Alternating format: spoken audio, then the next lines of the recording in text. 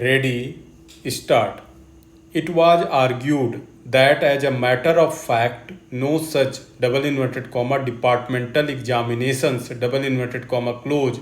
are conducted for the trainees, and only the training examinations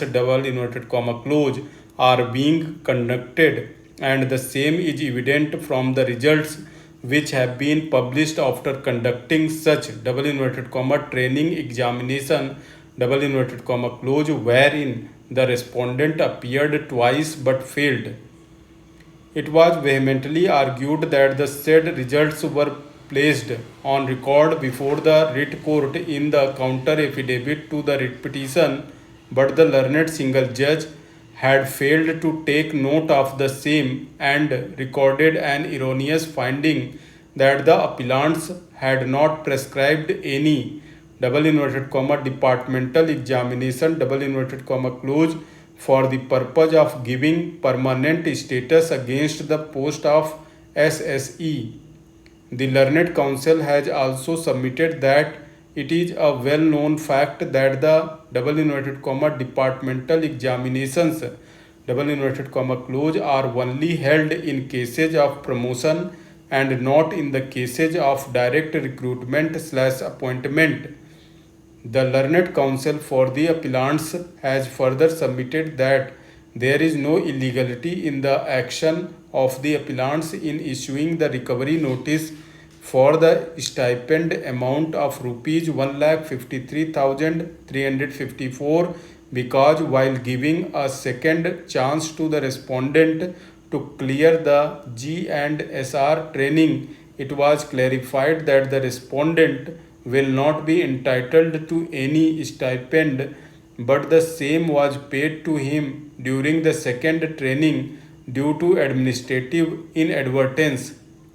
The learned counsel for the appellants has finally contended that the CAT Patna, after examining each and every aspect of the matter, had rightly dismissed the OA filed on behalf of the respondent, and the High Court had illegally interfered with the order of the CAT Patna. It was therefore prayed that the impugned judgment be set aside and the writ petition filed by the respondent before the High Court may kindly be dismissed.